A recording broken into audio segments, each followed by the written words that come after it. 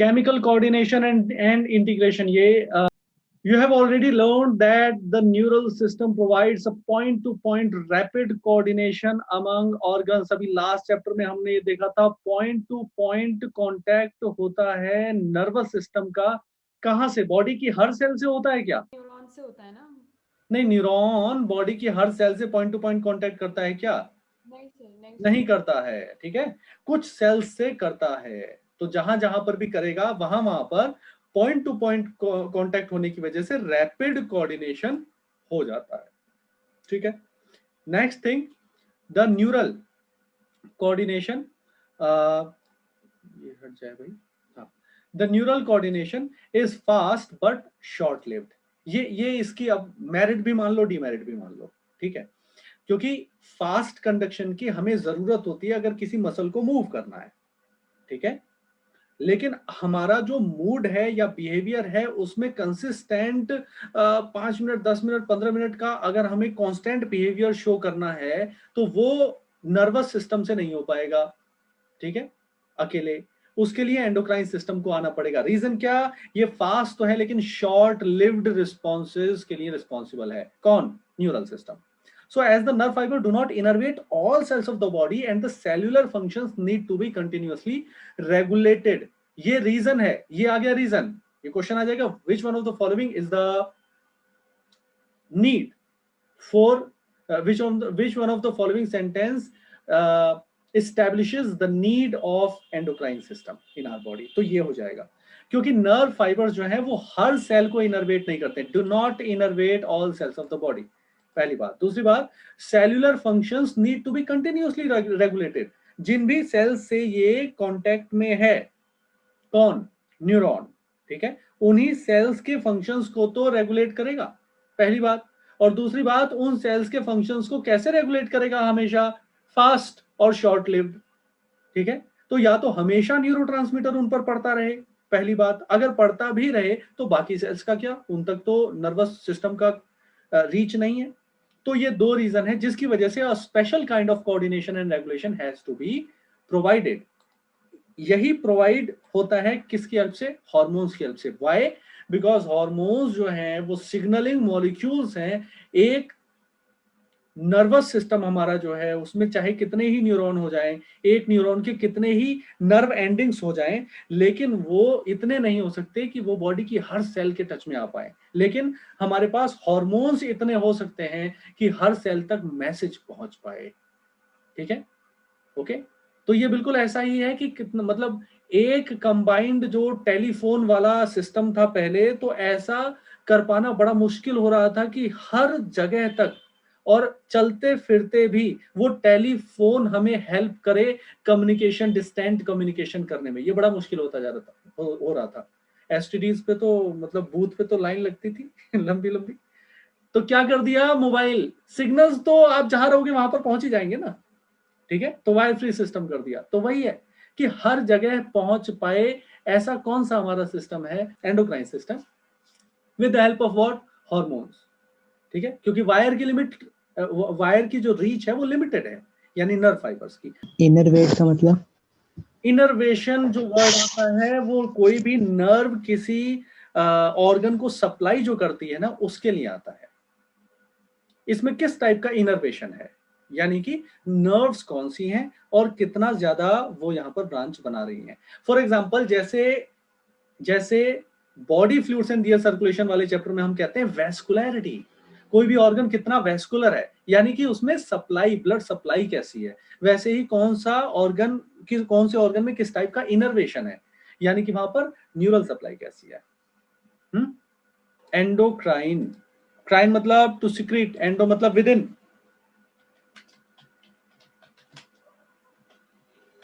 To secrete within, अंदर ही secrete करना। किसके अंदर सिक्रीट करना? जहां पर भी ये ग्लैंड है। फॉर एग्जांपल, ये एक बड़े टिश्यू में है ग्लैंड।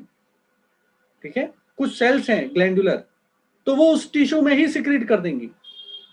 टिश्यू में सिक्रीट कर देने का मतलब कि अपने सेल अपने प्लाज्मा मेम्ब्रेन से बाहर सिक्रीट रिलीज कर देगी। रिलीज कर दिया, सिक्रीट कर दिया उसने। ठीक है, अब वो कहां जाएगा उसको मतलब नहीं। ठीक है, तो कहां सिक्रीट किया उसने? सेल से बाहर। सेल से बाहर क्या है? Tissue fluid. टिश्यू फ्लूइड में रिलीज हो रहा है। टिश्यू फ्लूइड से कहां जाएगा? जहां से टिश्यू फ्लूइड बन रहा है, कहां? ब्लड। ठीक है, तो सेल से टिश्यू फ्लूइड से ब्लड, और ब्लड से जहां जाना है वहां जाएगा। ठीक है, एंडोक्राइन ग्लैंड नाम है। प्लस यहां पर डक्ट नहीं होती, डक्ट की जरूरत नहीं है। ठीक है, डक्ट की जरूरत नहीं है। दूसरी बात, डक्ट से पॉसिबल भी नहीं है। पिट्यूटरी है हमारे हेड में, ठीक है, और वहां से जो ग्रोथ हार्मोन निकलेगा वो जाएगा टो तक।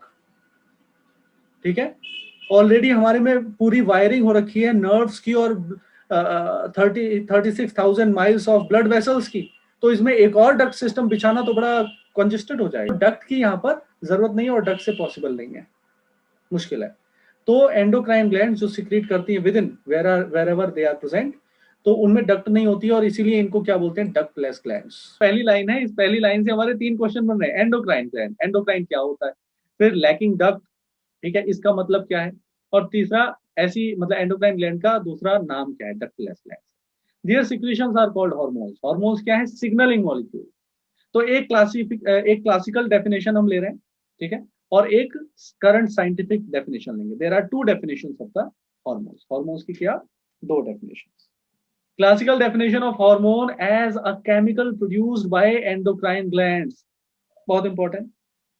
यानी कि ये एक्सक्लूसिव बात हो गई कि हार्मोन्स प्रोड्यूस कौन करते हैं? एंडोक्राइन ग्लैंड्स, पहली बात। फिर and are released into the blood, hormones are released into blood produced by endocrine glands always and transported to a distantly located, अब ये कोई हार्ड एंड फास्ट बात नहीं है, क्योंकि स्टमक से ही रिलीज हुआ और स्टमक पे ही एक्ट करने वाला गैस्ट्रिन हम जानते हैं, गैस्ट्रिन, ठीक है, जो कि स्टमक से निकलता है, स्टमक पे ही काम करता है। तो अब उस केस की बात नहीं कर रहे, नहीं तो जनरली हम क्या कहते हैं? डिस्टेंटली लोकेटेड टारगेट ऑर्गन है यहाँ पे। तो अब क्लासिकल डेफिनेशन में क्या चीज हो गई कि एंडोक्राइन ग्लैंड से निकलने वाला और ब्लड में रिलीज होने वाला और डिस्टेंटली लोकेटेड, दूर है उसका टारगेट ऑर्गन, ऐसी जगह जाने वाला वो जो केमिकल है उसको हम कहते हैं क्या? हार्मोन। ठीक है, now coming on to the current scientific definition. यहाँ पर बायोकेमिकल पॉइंट ऑफ व्यू से और उनका प्रोडक्शन किस अमाउंट में हो रहा है उस पॉइंट ऑफ व्यू से, है ना, और उनके फंक्शन को और ज्यादा स्पेसिफिक करते हुए ये डेफिनेशन है क्या?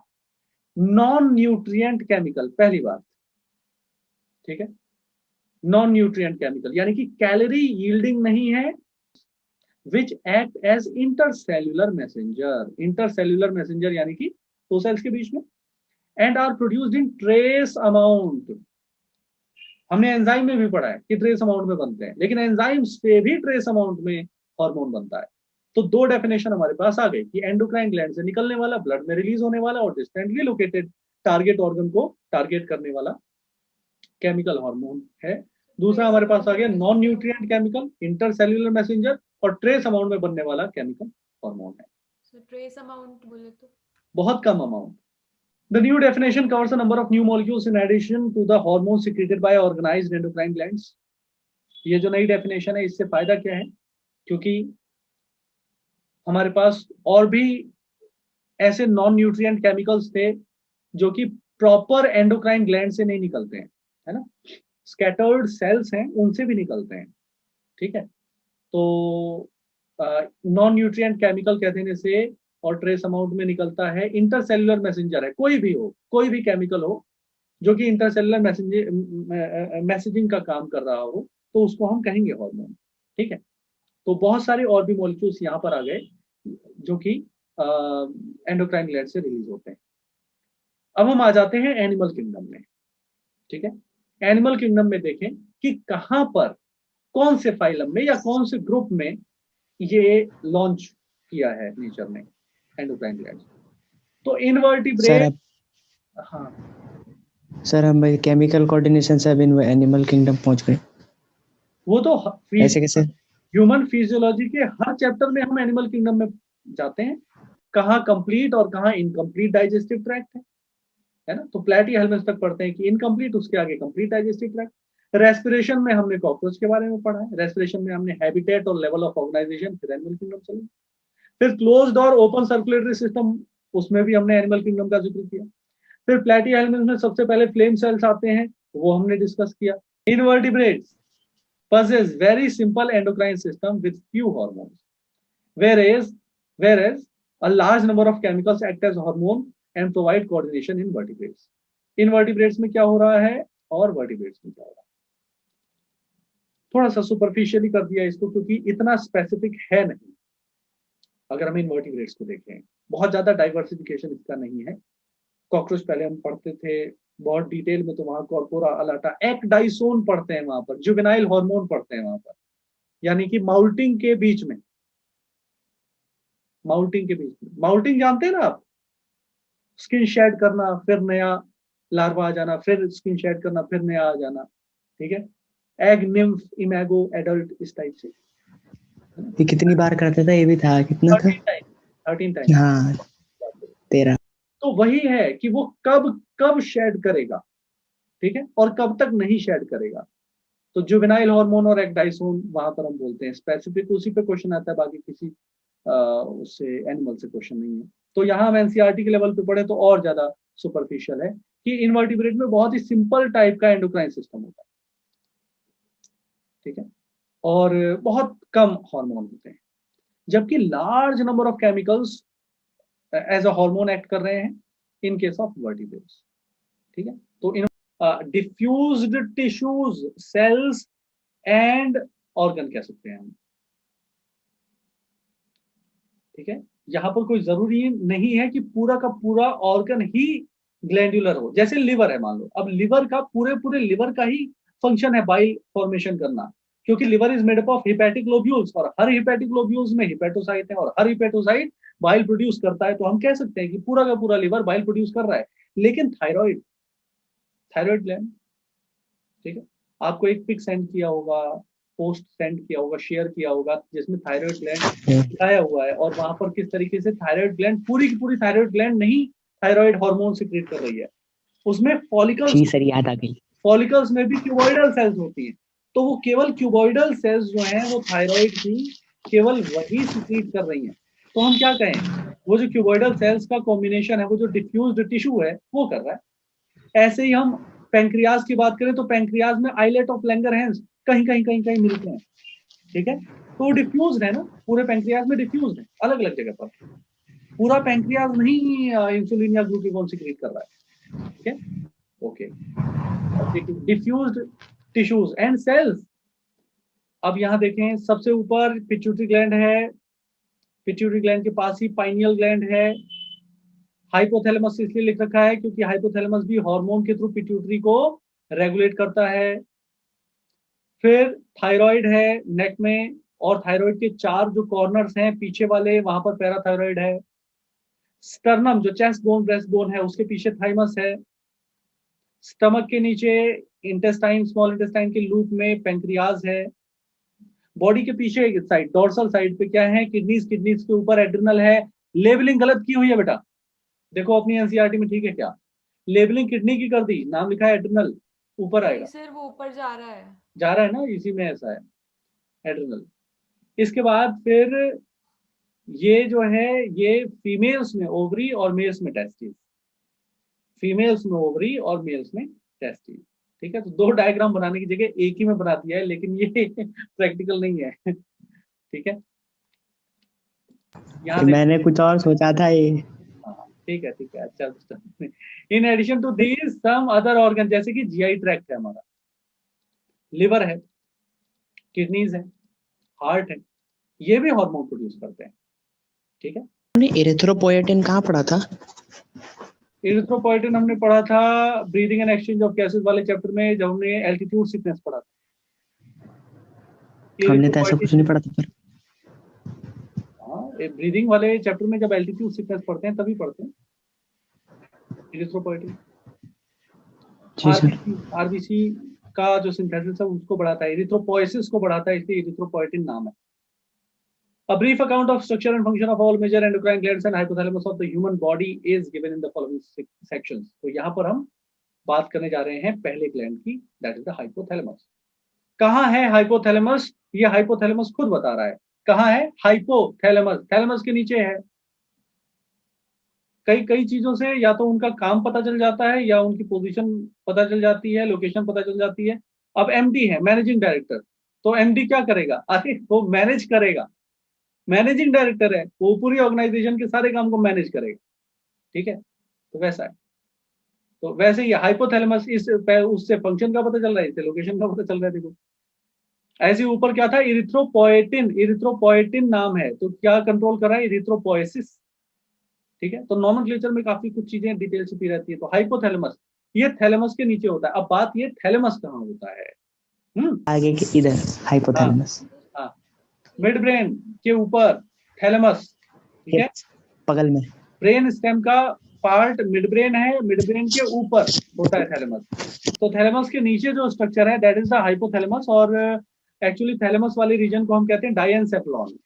और डायनसेफ्लॉन किसका पार्ट होता है? फोर ब्रेन का। तो ब्रेन में फोर ब्रेन है, और फोर ब्रेन में डायनसेफ्लॉन या थैलेमस है, और थैलेमस के बेस में क्या है? हाइपोथैलेमस। क्या करता है? Wide spectrum of body function. Wide spectrum of body function कौन कौन से? कौन कौन से? पिछले चैप्टर में क्या पढ़ा हमने? Hunger, thirst, behaviour, limbic system से कनेक्टेड है, मूड्स, मोटिवेशन, सब। अच्छा, टेम्परेचर, ऑस्मोरेगुलेशन, ठीक है, ये सब।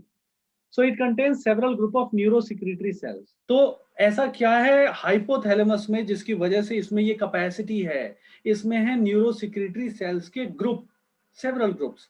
इन सेवरल ग्रुप्स को कहते क्या है? न्यूक्लियाई। और ये प्रोड्यूस क्या करते हैं? हार्मोन। तो आपका यहाँ क्वेश्चन हो सकता है, सर न्यूरोसिक्रेटरी सेल मतलब ये न्यूरॉन है या क्या है? ये न्यूरॉन है बेटा, लेकिन ये न्यूरॉन क्योंकि हार्मोन सिक्रीट करते हैं इसलिए इनका नाम है न्यूरोसिक्रेटरी सेल्स। ठीक है, फंक्शन ऑफ हाइपोथैलेमस। ठीक है, फीचर ऑफ हाइपोथैलेमस। और ये है क्या? ये है न्यूरॉन, स्पेशलाइज्ड न्यूरॉन्स, जिनके न्यूरोट्रांसमीटर कैसे एक्ट कर रहे हैं? हार्मोन की तरह। ठीक है, और ये हार्मोन क्या चीज कर रहे हैं? ये पिट्यूटरी ग्लैंड के जो हार्मोन हैं उनका सिंथेसिस और सिक्रीशन रेगुलेट करते हैं। ठीक है, अगर कुछ रिलीज करवाना है पिट्यूटरी ग्लैंड से तो रिलीजिंग हार्मोन काम आते हैं, और अगर कुछ रिलीज हो रहा है उसको रुकवाना है तो इनहिबिटिंग हार्मोन काम आते हैं। यानी कि हाइपोथैलेमस में ये जो न्यूरोसिक्रेटरी सेल्स न्यूक्लियाई के फॉर्म में अरेंज हैं, ये दो टाइप के हार्मोन रिलीज करके पिट्यूटरी से किसी भी हार्मोन को रिलीज करवा सकते हैं या रिलीज होता हुआ हार्मोन रुकवा सकते हैं। जी सर। सर ये न्यूक्लियाई बोला इन्होंने। न्यूक्लियाई, यस, न्यूक्लियाई यानी कि ग्रुप ऑफ तो न्यूरोसिक्रेटरी हम तो हम सिंगल न्यूक्लियस को भी तो न्यूक्लियाई बोलते थे कभी नहीं कभी। बेटा, नहीं। यहाँ न्यूक्लियाई कहने का मतलब है सेवरल ग्रुप्स। सिंगुलर हो गया न्यूक्लियस, प्लूरल हो गया न्यूक्लियाई। सेवरल ग्रुप्स है इसलिए प्लूरल यूज करेंगे। सर वो बात तो ठीक है, हाँ पर न्यूक्लियाई क्यों बोला है ना? बेटा, ये वो प्लूरल छोटे न्यूक्लियस नहीं है जो हम पढ़ते हैं? नहीं, ये मैं बता रहा हूँ, कोई नहीं, ये कंफ्यूजन होना बिल्कुल वाजिब है। देखो बात ये है कि हमारे पास एक टर्म होता है गैंग्लियन, होता है। हाँ सर। गैंग्लियन होता है group of cyton in PNS, peripheral nervous system के अंदर। ये एक न्यूरॉन है और इससे ये एक्सॉन निकला हुआ है, और ये नोड्स हैं, और यहाँ पर डेंड्राइट्स हैं। ठीक है, तो ये जो रीजन है हेड रीजन जिसमें कि न्यूक्लियस होगा, इसको साइटन बोलेंगे। साइटन, हाँ जी सर। तो ऐसे ग्रुप ऑफ साइटन अगर पेरिफेरल नर्वस सिस्टम में मिल रहे हैं तो हम उसको क्या बोलेंगे? गैंग्लियन। ठीक है, और अगर ऐसे हमें मिल रहे हों सीएनएस में तो हम उसको कहेंगे न्यूक्लियस। ठीक है, तो गैंग्लियन अगर बहुत सारे मिल रहे हो तो इसका प्लूरल क्या हो जाएगा? गैंग्लिया। और अगर सेंट्रल नर्वस सिस्टम में ऐसे बहुत सारे न्यूक्लियस मिल रहे हो तो वो क्या हो जाएगा? न्यूक्लियाई। हो गया? क्लियर हो गया? Okay, done. हाँ जी सर। सिस्टम की क्या खासियत है, क्या उसका डिमेरिट है? एंडोक्राइन सिस्टम क्या ऐड कर सकता है वैल्यू, जरूरत क्यों उसकी पड़ी, एंडोक्राइन मतलब क्या होता है, डक्टलेस ग्लैंड भी बोलते हैं, हार्मोन क्या होता है, 2 डेफिनेशन हमने पढ़ी। वर्टिब्रेट, इनवर्टिब्रेट में कैसे होता है, ह्यूमन एंडोक्राइन सिस्टम में डिफ्यूज टिश्यूज और सेल्स के फॉर्म में ग्लैंड्स प्रेजेंट हैं, और ये कौन कौन सी ग्लैंड्स हैं, कहाँ कहाँ लोकेटेड हैं, ये हमने देख लिया। गैस्ट्रोइंटेस्टाइनल, लिवर, किडनी और हार्ट के भी एक हार्मोन हमने लगभग वो लिख लिए। हाइपोथैलेमस कहाँ होता है, फोर ब्रेन के सेंटर पार्ट, डाइंसेफेलॉन जिसको कहते हैं उसके जस्ट नीचे। ठीक है, बहुत सारी चीजें रेगुलेट करता है क्योंकि इसमें न्यूरोसिक्रेटरी सेल्स होती हैं जो कि साइटन के ग्रुप है, न्यूक्लियाई हैं, वो हार्मोन प्रोड्यूस करते हैं। ये न्यूरॉन टाइप की सेल जो होती हैं जो न्यूरोट्रांसमीटर रिलीज करती है वो हार्मोन के जैसे काम करते हैं, इसलिए इन हार्मोन्स को हम न्यूरो हार्मोन्स भी कहते हैं, इसलिए इन्हें न्यूरो हार्मोन्स भी कहते हैं।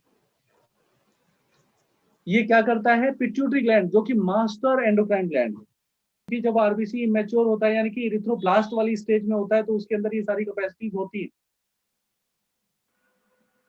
आप सोचो ना, मतलब 200 मिलियन हीमोग्लोबिन पर आरबीसी है, तो वो हीमोग्लोबिन क्या है, वो कॉन्जुगेटेड प्रोटीन है। ठीक है, आयरन का एक फेरिटिन सेंटर है वहां पर, और बाकी आयरन का एक सेंटर है वहां पर, प्लस वहां पर 4 ग्लोबिन है, और वो भी टर्शरी स्ट्रक्चर वाले, तो एक क्वार्टरनरी लेवल का हीमोग्लोबिन बनता है तब जाके एक, इसमें कितनी एनर्जी लगी होगी, तो एटीपी तो बहुत ज्यादा चाहिए, तो बिना एरोबिक रेस्पिरेशन के पॉसिबल नहीं है। ठीक है, अब प्रोटीन चाहिए तो प्रोटीन इतना सारा कैसे आएगा, जीन एक्सप्रेशन के बाद पॉसिबल नहीं है, तो वहां पर डीएनए तो होगा ही, आरएनए प्रोसेसिंग तो होगी ही, और इरिथ्रोब्लास्ट जो मतलब अर्ली ईयर आरबीसी होती है वो डिवाइड भी करती है। ठीक है, तो ये सारी चीजें तब होती हैं जब वो सर्कुलेशन में आ जाता है और न्यूक्लियस लूज कर देता है, तो वो हो जाता है इरिथ्रोसाइट, इरिथ्रोब्लास्ट नहीं रह जाता। 9th जो फैक्टर होता है उसको क्रिसमस फैक्टर भी बोलते हैं, तो हीमोफीलिया बी जो है वो 9th फैक्टर की डेफिशिएंसी से होता है, इसीलिए हम उसको क्रिसमस डिजीज भी कहते हैं। सर एक ब्लू बेबी डिजीज थी, वो किसकी उससे होती है? मैथ हीमोग्लोबिनीमिया होता है बेटा, वो नाइट्राइट्स की वजह से होती है। उसमें क्या होता है, जो आयरन है ना, याद था मुझे, पता है पर याद नहीं आ रहा। आयरन जो है वो अपनी Fe2+ स्टेट से Fe3+ स्टेट में फेरस से फेरिक में चला जाता है, और फेरिक वाला जो आयरन है वो हीमोग्लोबिन बनाने में यूज नहीं हो सकता, तो मेट हीमोग्लोबिनीमिया हो जाता है, उसमें कार्बन डाइऑक्साइड की कंसंट्रेशन बढ़ जाती है, पर्पलिश ब्लू होते जाते हैं वो सारे रीजन जहाँ पर ज्यादा ब्लड सप्लाई होती है, जैसे नेल बेड्स और लिप्स। ठीक है, तो उसको ब्लू बेबी सिंड्रोम कहते हैं, हालांकि ब्लू बेबी सिंड्रोम कहते हैं लेकिन ये हो किसी में भी सकता है। ब्रीदिंग वाले चैप्टर में ये डिसऑर्डर्स में हम पढ़ते हैं, एनसीईआरटी से थोड़ा सा बाहर है, बस यही बात है।